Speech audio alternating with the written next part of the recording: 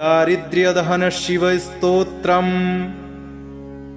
विश्वेश्वराय नरकारणवतारणाय करणामृताय शशिशेखरधारणाय कर्पूरकान्तिधवलाय जटाधराय दारिद्र्यदुःखदहनाय नमः शिवाय गौरीप्रियाय रजनीशकलाधराय कालान्तकाय भुजगाधिपकङ्कणाय गंगाधराय गजराजविमर्दनाय दारिद्र्यदुःखदहनाय नमः शिवाय भक्तिप्रियाय भवरोगभयापहाय उग्राय दुर्गभवसागरतारणाय ज्योतिर्मयाय गुणनामसुनृत्यकाय दारिद्र्यदुःखदहनाय नमः शिवाय चरमाम्बराय शवभस्मविलेपनाय भालेक्षणाय मणिकुण्डलमण्डिताय मञ्जीरपादयुगलाय जटाधराय दारिद्र्यदुःखदहनाय नमः शिवाय पञ्चाननाय फणिराजविभूषणाय हेमांशुकाय भुवनत्रयमण्डिताय आनन्दभूमिवरदाय तमोमयाय दारिद्र्यदुःखदहनाय नमः शिवाय भानुप्रियाय भवसागरतारणाय कालान्तकाय कमलासनपूजिताय नेत्रत्रयाय शुभलक्षणलक्षिताय दारिद्र्यदुःखदहनाय नमः शिवाय रामप्रियाय रघुनाथवरप्रदाय नागप्रियाय नरकारणवतारणाय पुण्येषु पुण्यभरिताय सुरर्चिताय दारिद्र्यदुःखदहनाय नमः शिवाय मुक्तेश्वराय फलदाय गणेश्वराय गीतप्रियाय वृषभेश्वरवाहनाय मातङ्गचर्मवसनाय महेश्वराय दारिद्र्यदुःखदहनाय नमः शिवाय श्रीरुद्रकवचं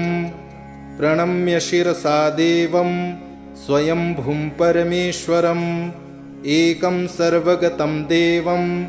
सर्वदेवमयं विभुं रुद्रवर्म प्रवक्ष्यामि अंगप्राणस्य रक्षये अहोरात्रमयं देवं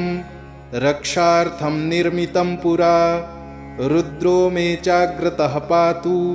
पातु पार्श्वौ हरस्तथा शिरो मे ईश्वरः पातु ललाटं नीललोहितः नेत्रयोस्त्र्यम्बकः पातु मुखं पातु महेश्वरः कर्णयोः पातु मे शम्भुः नासिकायां सदाशिवः वागीशः पातु मे जिह्वाम् ओष्ठौ पात्वम्बिकापतिः श्रीकण्ठः पातु मे ग्रीवां बाहूंश्चैव पिनाधृत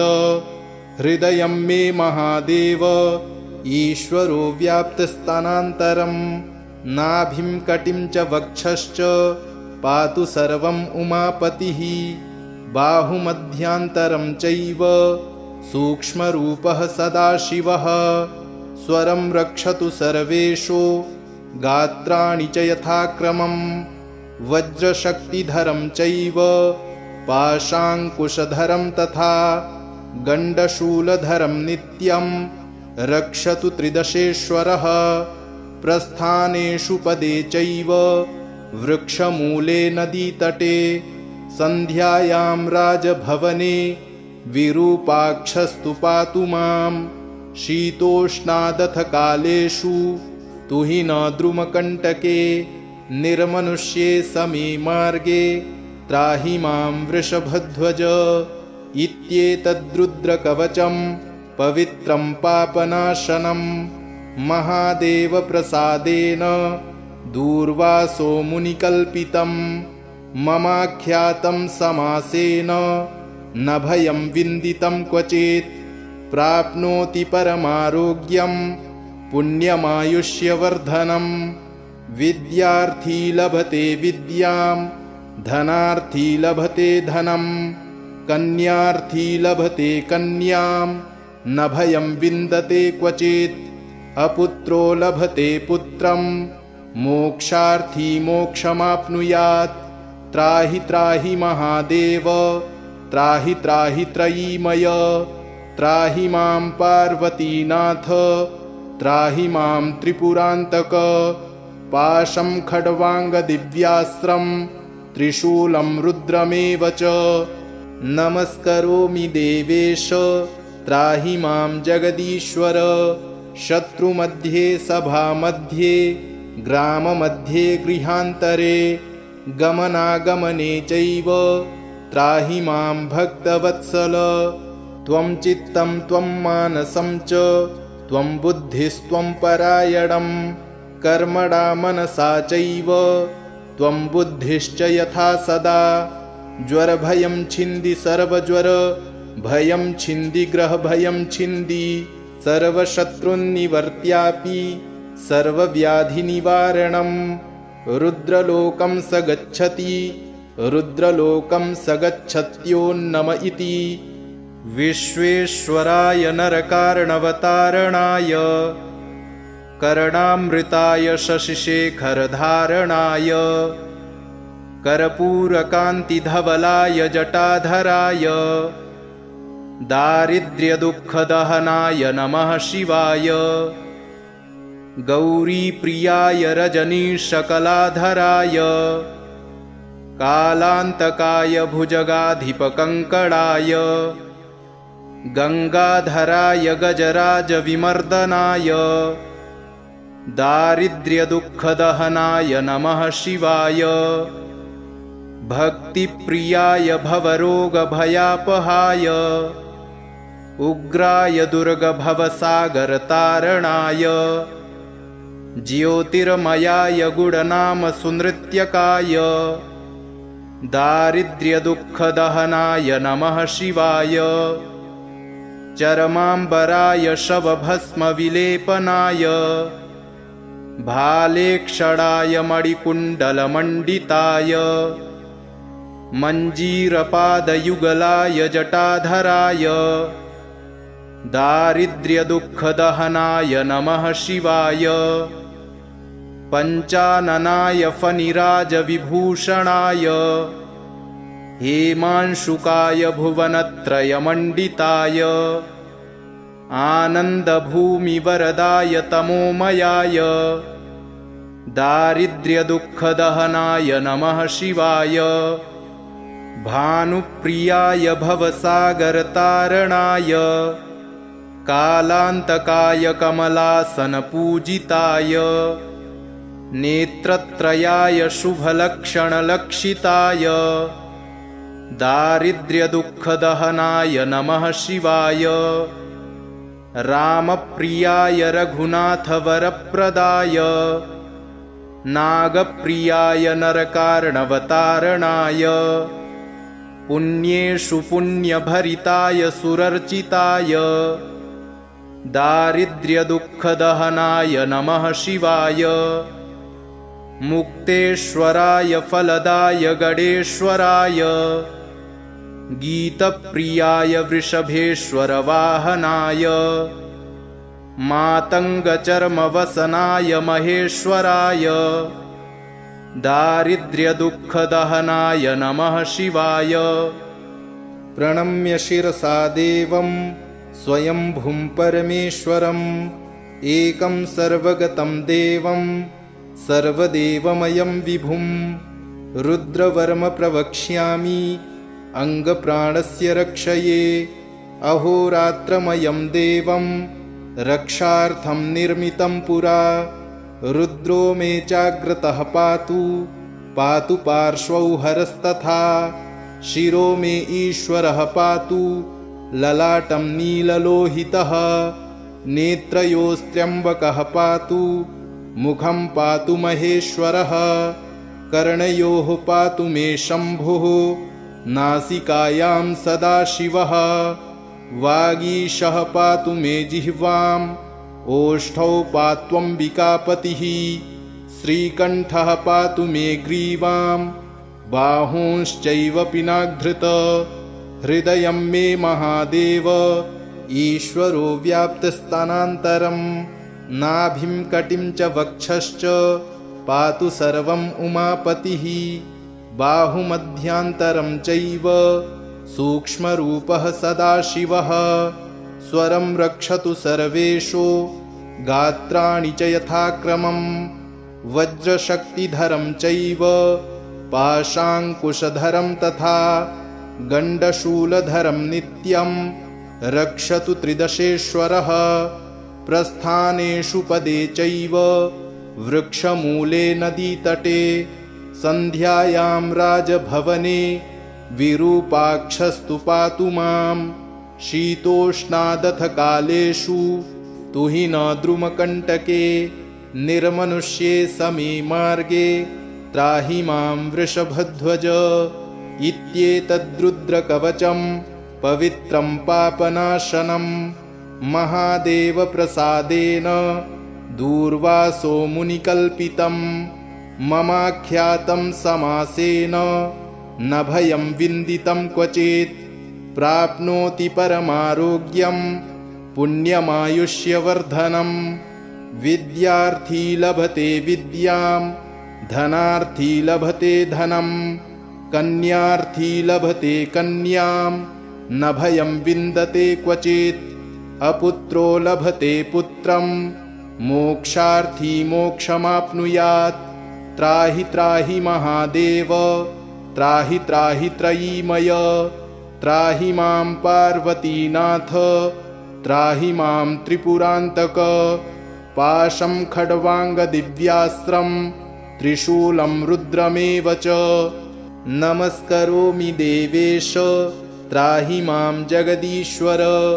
शत्रुमध्ये सभामध्ये ग्राममध्ये गृहान्तरे गमनागमने चैव त्राहि मां भक्तवत्सल त्वं चित्तं त्वं मानसं च त्वं बुद्धिस्त्वं परायणं कर्मणा मनसा चैव त्वं बुद्धिश्च यथा सदा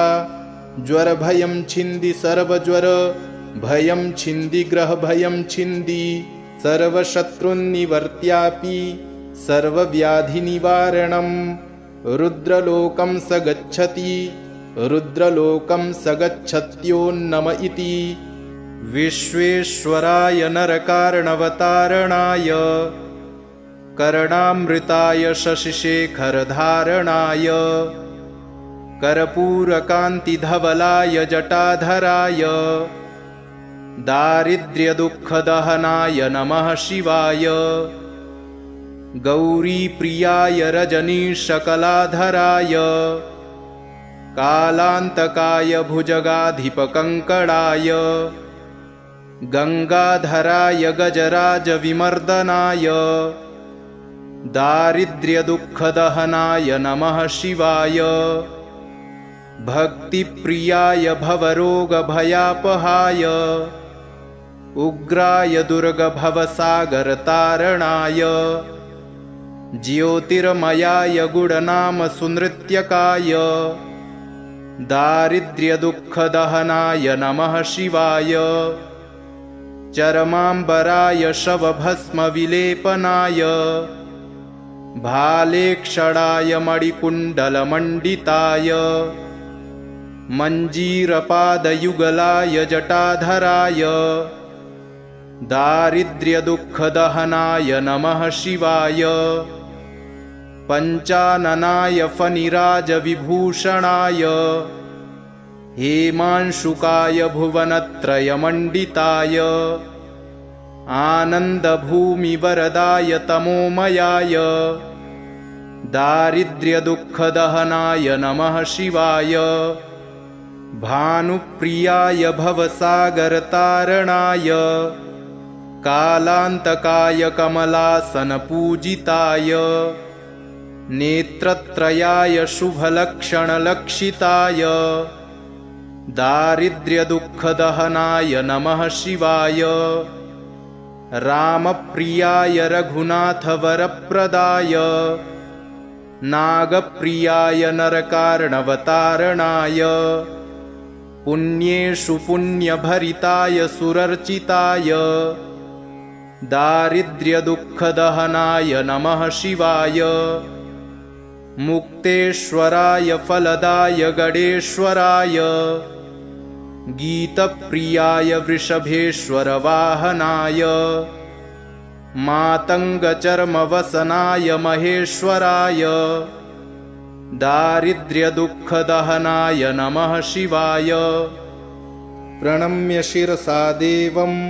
स्वयंभुं परमेश्वरम् एकं सर्वगतं देवं सर्वदेवमयं विभुं रुद्रवर्म प्रवक्ष्यामि अंगप्राणस्य रक्षये। अहोरात्रमयं देवं रक्षार्थं निर्मितं पुरा रुद्रो मे चाग्रतः पातु पातु पार्श्वौ हरस्तथा शिरो मे ईश्वरः पातु ललाटं नीललोहितः नेत्रयोस्त्र्यम्बकः पातु मुखं पातु महेश्वरः कर्णयोः पातु मे शम्भुः नासिकायां सदाशिवः वागीशः पातु मे जिह्वाम् ओष्ठौ पात्वम्बिकापतिः श्रीकण्ठः पातु मे ग्रीवां बाहूंश्चैव पिनाधृत हृदयं मे महादेव ईश्वरो व्याप्तस्थानान्तरम् नाभिं कटिं च वक्षश्च पातु सर्वम् उमापतिः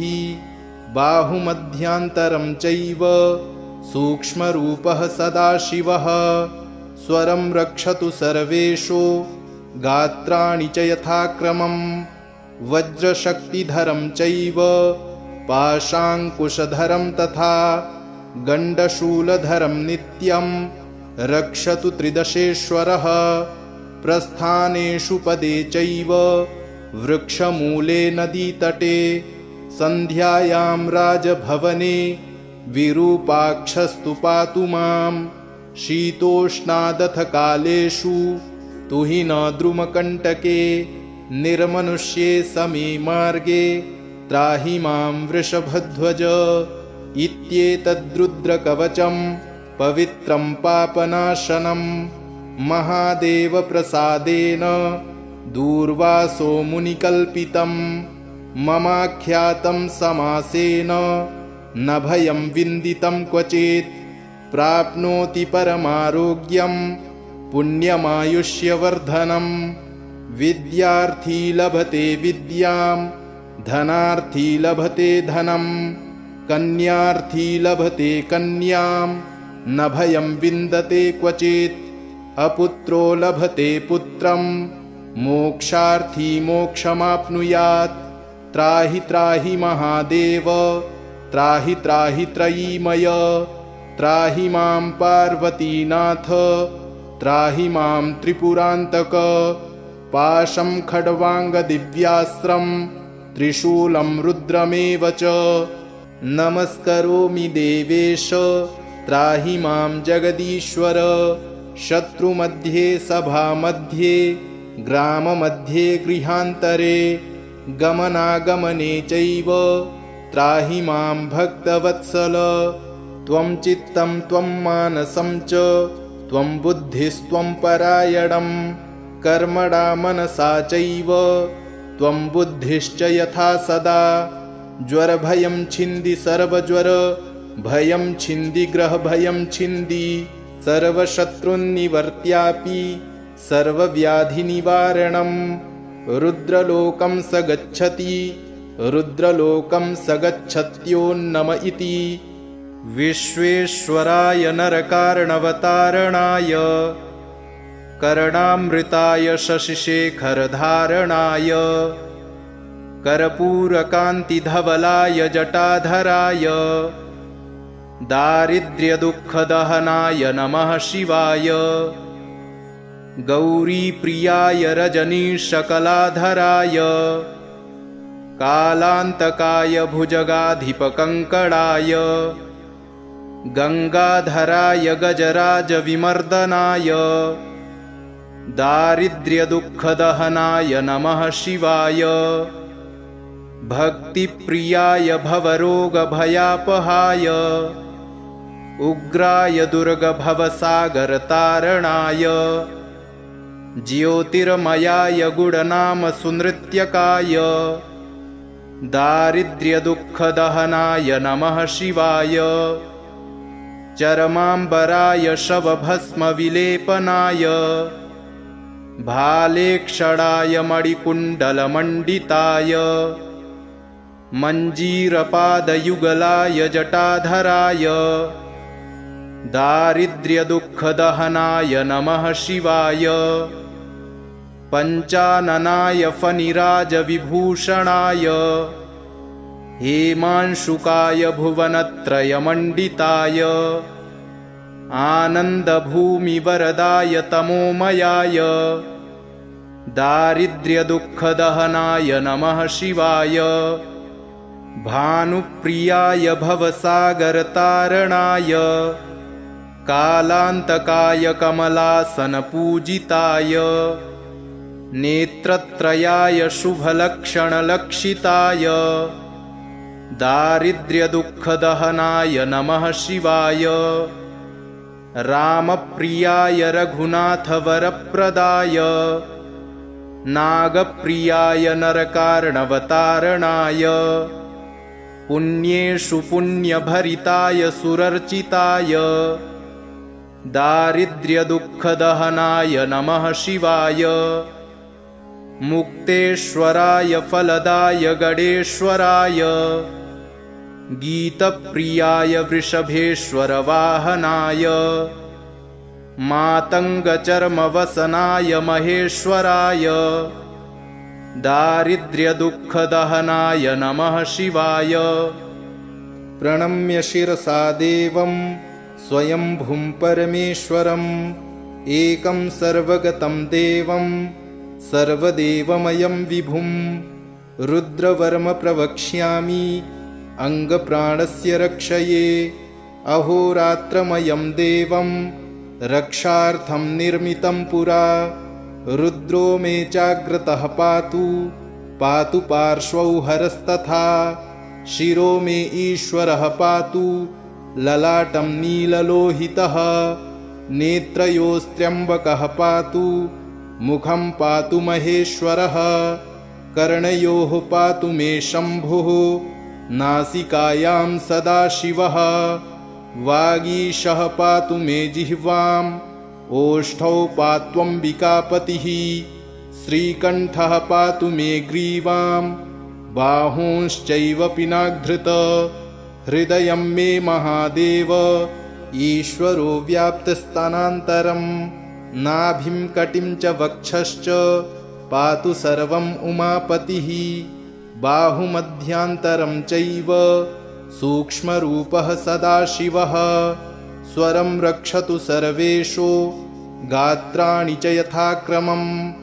वज्रशक्तिधरं चैव पाशाङ्कुशधरं तथा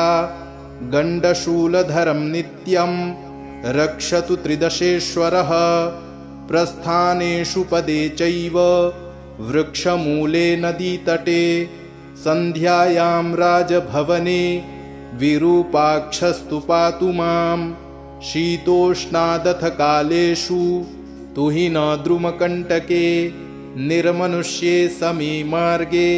त्राहि मां वृषभध्वज इत्येतद्रुद्रकवचं पवित्रं पापनाशनं महादेवप्रसादेन दूर्वासो मुनिकल्पितं ममाख्यातं समासेन न भयं विन्दितं क्वचित् प्राप्नोति परमारोग्यं पुण्यमायुष्यवर्धनं विद्यार्थी लभते विद्यां धनार्थी लभते धनं कन्यार्थी लभते कन्यां न भयं विन्दते क्वचित् अपुत्रो लभते पुत्रं मोक्षार्थी मोक्षमाप्नुयात् त्राहि त्राहि महादेव त्राहि त्राहि त्रयीमय त्राहि मां पार्वतीनाथ त्राहि मां त्रिपुरान्तक पाशं खड्वाङ्गदिव्यास्त्रं त्रिशूलं रुद्रमेव च नमस्करोमि देवेश त्राहि मां जगदीश्वर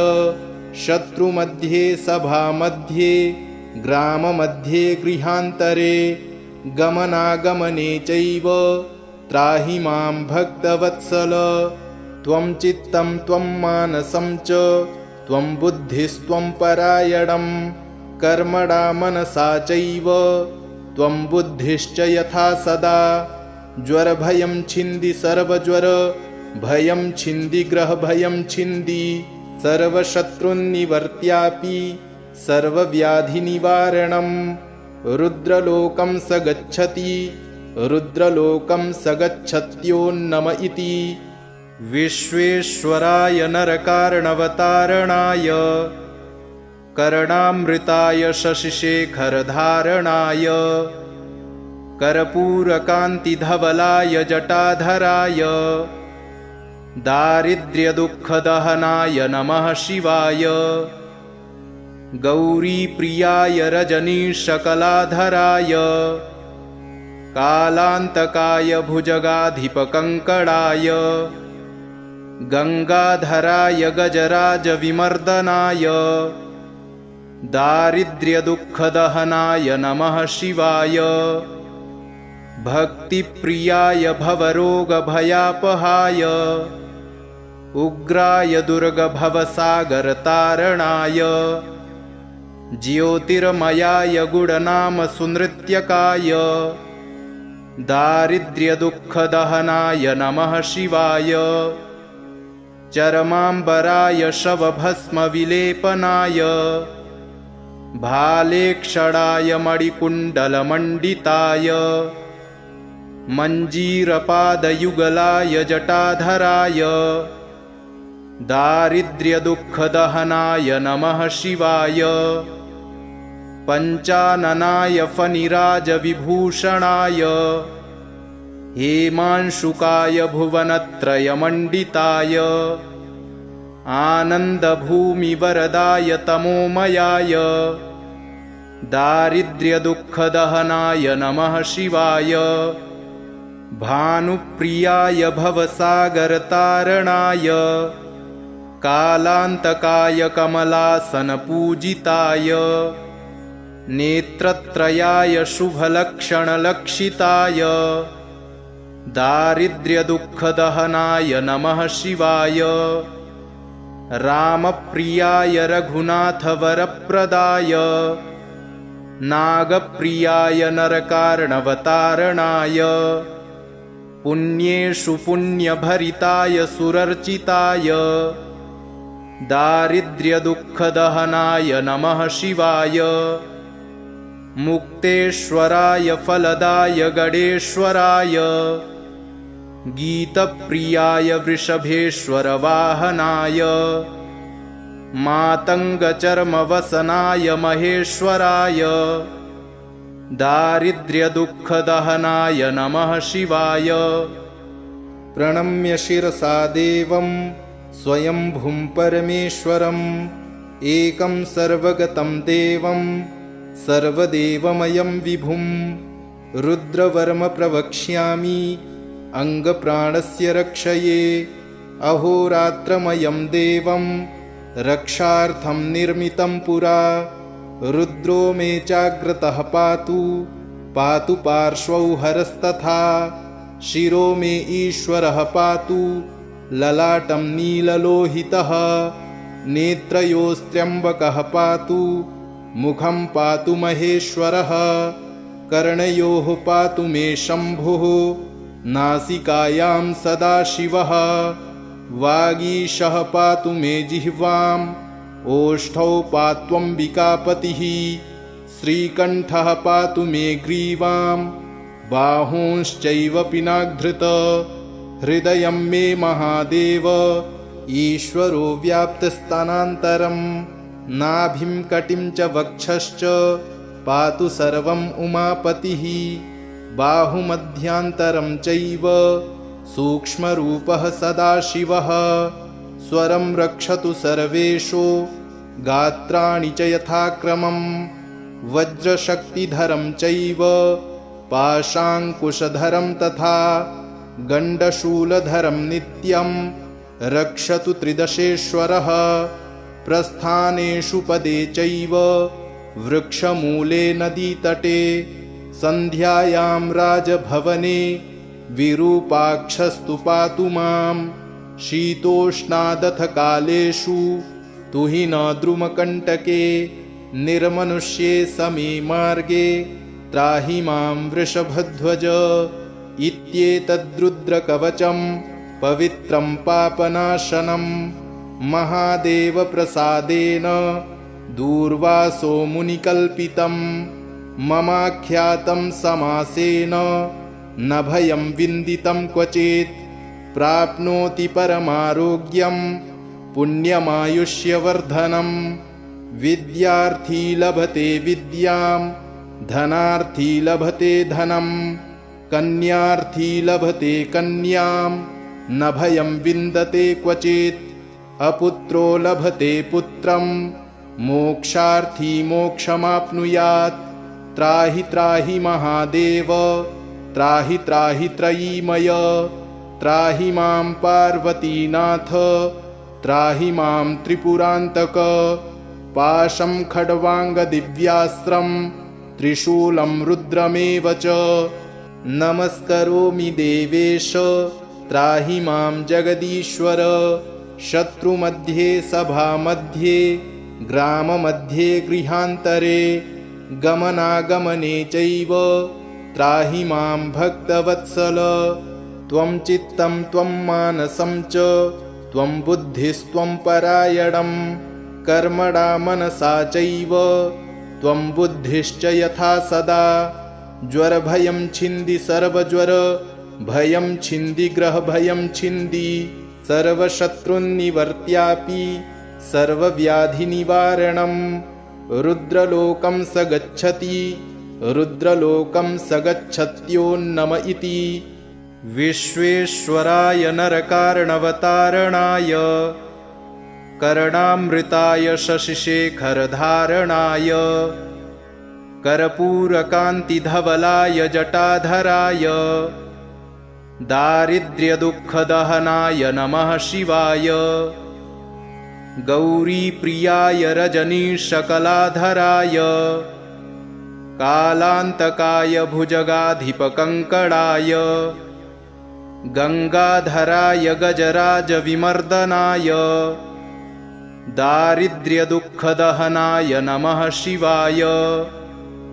भक्तिप्रियाय भवरोगभयापहाय उग्राय दुर्गभवसागरतारणाय ज्योतिर्मयाय गुणनामसुनृत्यकाय दारिद्र्यदुःखदहनाय नमः शिवाय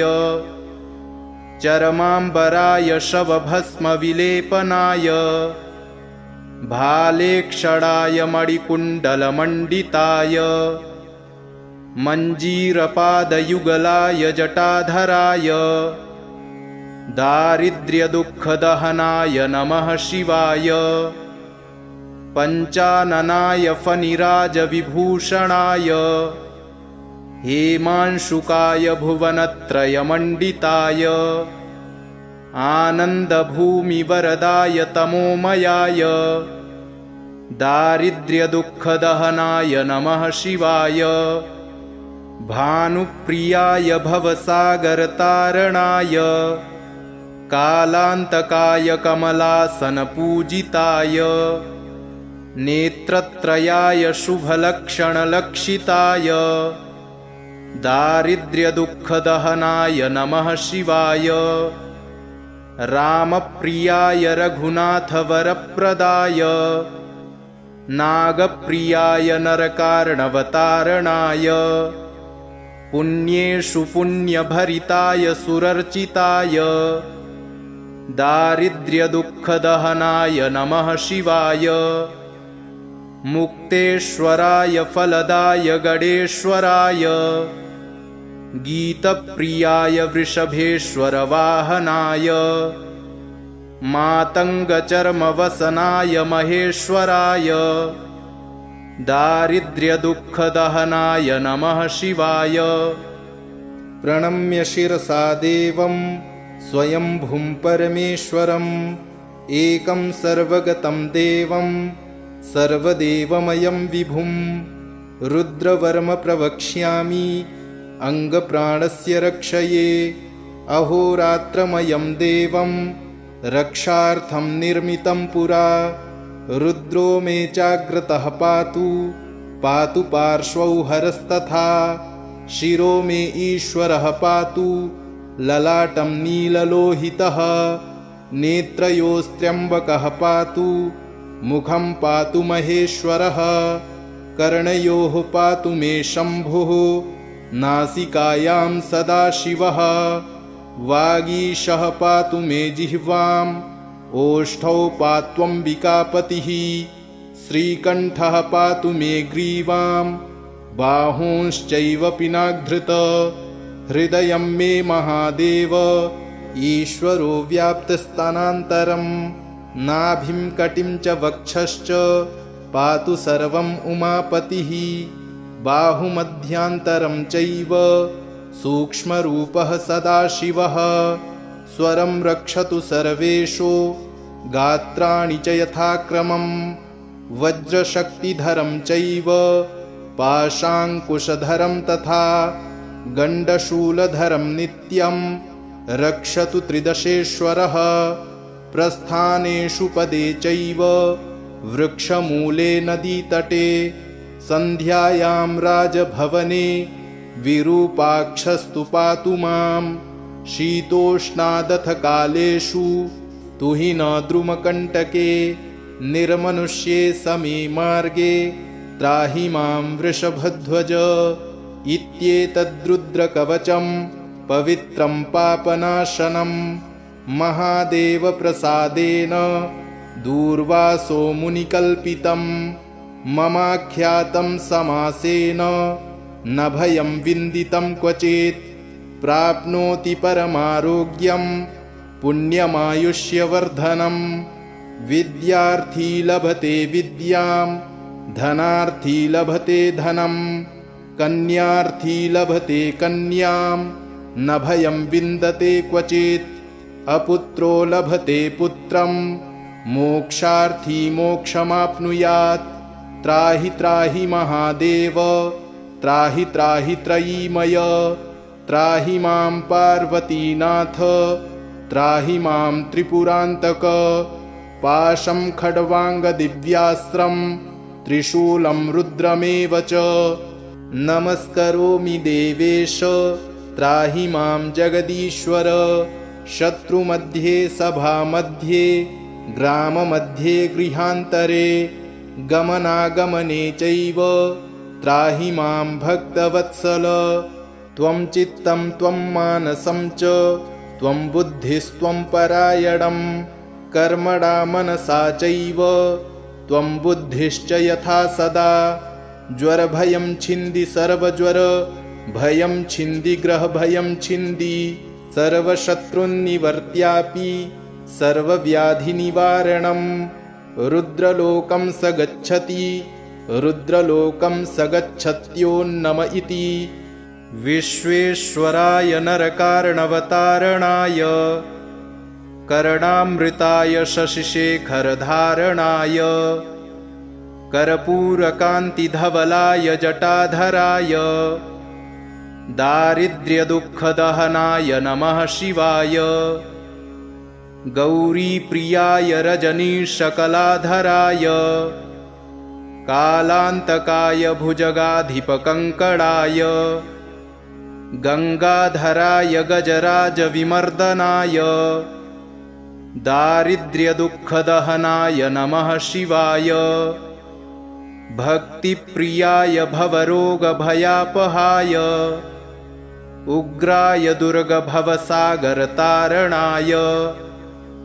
ज्योतिर्मयाय गुणनामसुनृत्यकाय दारिद्र्यदुःखदहनाय नमः शिवाय चरमाम्बराय शवभस्मविलेपनाय भालेक्षणाय मणिकुण्डलमण्डिताय मञ्जीरपादयुगलाय जटाधराय दारिद्र्यदुःखदहनाय नमः शिवाय पञ्चाननाय फणिराजविभूषणाय हेमांशुकाय भुवनत्रयमण्डिताय आनन्दभूमिवरदाय तमोमयाय दारिद्र्यदुःखदहनाय नमः शिवाय भानुप्रियाय भवसागरतारणाय कालान्तकाय कमलासनपूजिताय नेत्रत्रयाय शुभलक्षणलक्षिताय दारिद्र्यदुःखदहनाय नमः शिवाय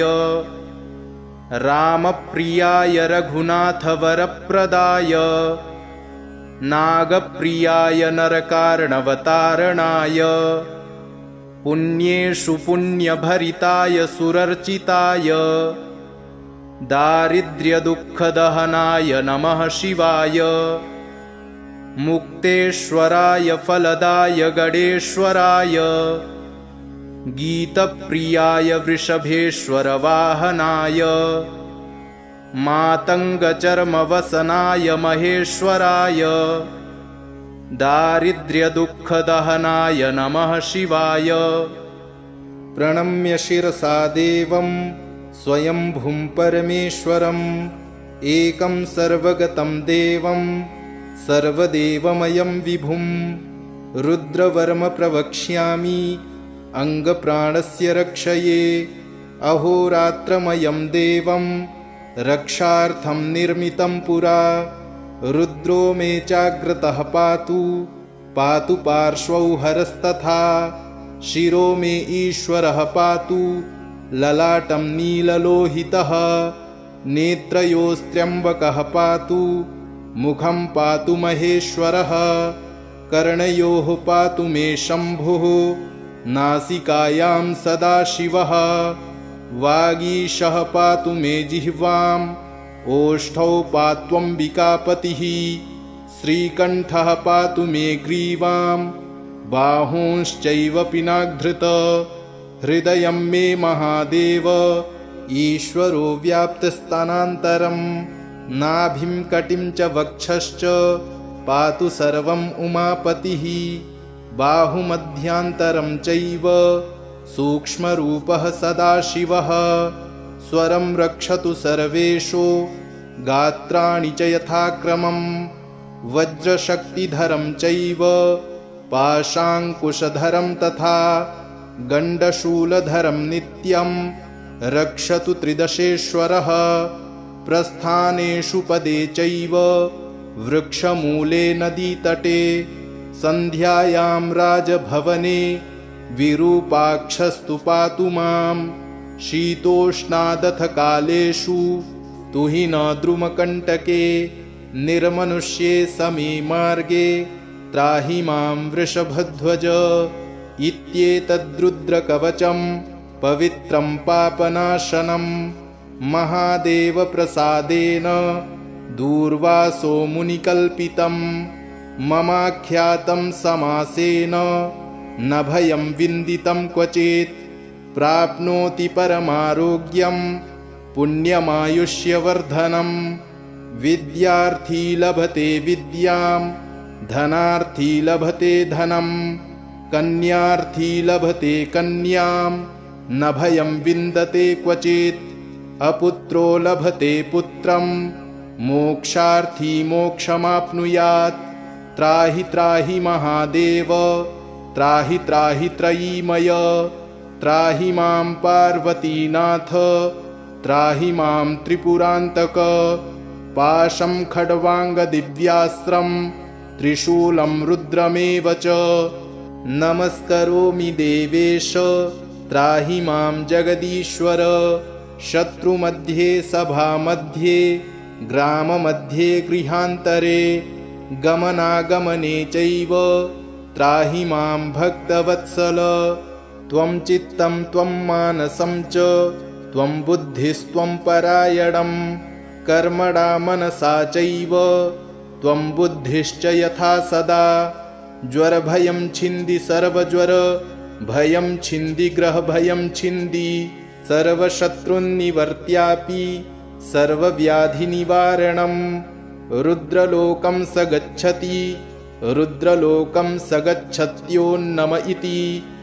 विश्वेश्वराय नरकार्णवतारणाय कर्णामृताय शशिशेखरधारणाय कर्पूरकान्तिधवलाय जटाधराय दारिद्र्यदुःखदहनाय नमः शिवाय गौरीप्रियाय रजनीशकलाधराय कालान्तकाय भुजगाधिपकङ्कणाय गङ्गाधराय गजराजविमर्दनाय दारिद्र्यदुःखदहनाय नमः शिवाय भक्तिप्रियाय भवरोगभयापहाय उग्राय दुर्गभवसागरतारणाय ज्योतिर्मयाय गुणनामसुनृत्यकाय दारिद्र्यदुःखदहनाय नमः शिवाय चरमाम्बराय शवभस्मविलेपनाय भालेक्षणाय मणिकुण्डलमण्डिताय मञ्जीरपादयुगलाय जटाधराय दारिद्र्यदुःखदहनाय नमः शिवाय पञ्चाननाय फणिराजविभूषणाय हेमांशुकाय भुवनत्रयमण्डिताय आनन्दभूमिवरदाय तमोमयाय दारिद्र्यदुःखदहनाय नमः शिवाय भानुप्रियाय भवसागरतारणाय कालान्तकाय कमलासनपूजिताय